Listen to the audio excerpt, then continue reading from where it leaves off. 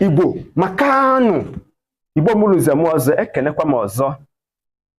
This video na-eme ebe a unu na-afụ. Emere this video on 30th September 2024 and the title of this video is Ọnụọna.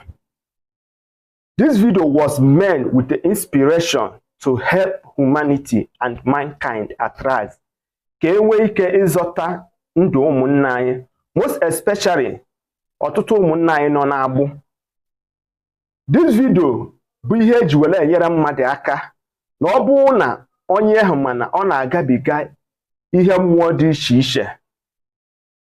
Ị ga na-alụ ka enyi, ị na-eri ka arụrụ alụ, kedu ihe kpatara ya? You are walking an antelope and eat like an ant. Okolo adịghị ka ibe na-echi ụra. Onye ka m pụta mee this video. Thank Almighty God, Chukwu Okike, na o sitere na this video tọọ ọtụtụ ụmụnna anyị agbụ. Ọtụtụ ụmụnna anyị tinyekwara n'uchu ọ gazierefe. Ọtụtụ ụmụnna anyị na-enyekwa na ekene. Ọ bụrụ na unu chetara oge gara aga oge m mere this video, ọtụtụ ajụjụ dị iche iche na-aga n'efere mba ụwa. Ekwentị dị iche iche a na-akpọ na-asị maazị kedu ka eji esi wee sụọ aba wee baa ya anyị. Ngwa n'anya ka m kọwasịara ha many things. Mana tupu i watch this video, biko kabarụ share ya ka ọtụtụ ụmụnna anyị tinyekwanụ ma mụtakwa mkpa ọ dị iwere mgbọrọgwụ na abụọ wee rụọ ọrụ ka o nwee ike ịgaziri ihe. Let us watch this video. Ọ bụrụ na ị bụ nwa afọ Igbo gee ntị. This plant you see out there Ị ma afịfịa ọgwụ a ị ga na-afịa mana ị maghị ihe ọ na-arụ. FERN. Afịfịa ọgwụ a na-epukarị na nkwụ. Ọnya bụ plant ya ọnụ na-efukarị na nkwụ. Ọ na-efukarị na nkwụ. Ị ga-afụrụ ya na ya village. Ị ga na-afụ ya na village gị mana ị manụrụ ihe ọ na-arụ. Ngwa gee ntị ka m kọwara gị ọfụma. Ọ bụrụ na ị na-enwe disappointment, ebe ahụ ọ na-abụ ọdasị ịga ịtọ ebe ahụ, jee chọrọ m afịfịa ọgwụ a. Ọ bụrụ na ị chọta afịfịa ọgwụ a, o nwere afịfịa n'one ma one ị ga-etinye ya ka m gosi unu nke ọzọ. Nenụ ya, nke bụ ovu egbe. Na nkwụ ka ọ na-efukarịkwa.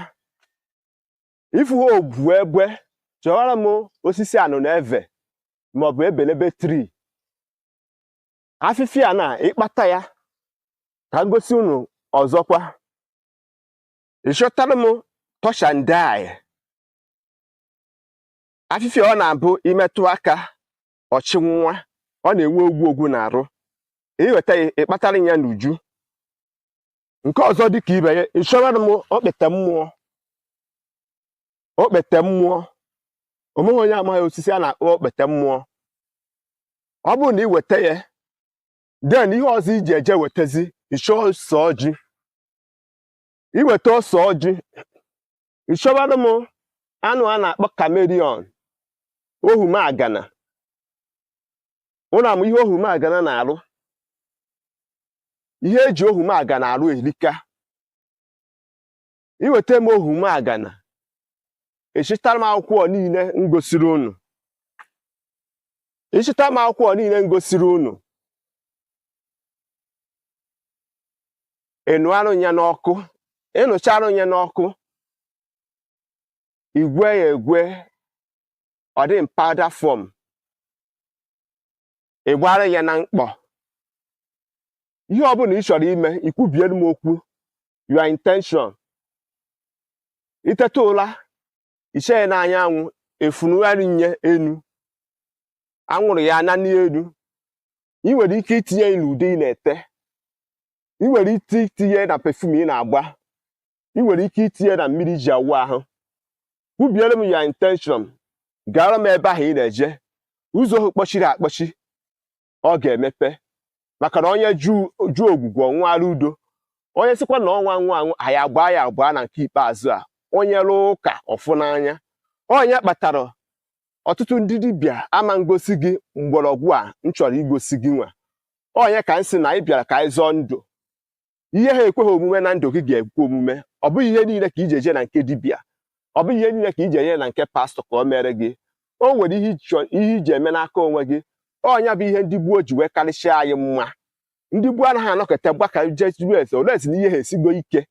Gịnwa bụ mmadụ nkịtị ị kwesịrị ịma ihe ndị a, maka na a sị na ọ bụrụ na ochie dibịa chụọ àjà ọ dị ka ala ya na ndị mmụọ n'aka, mana ochie dibịa nwa ofe ka eburu ekete tigharịwa nwata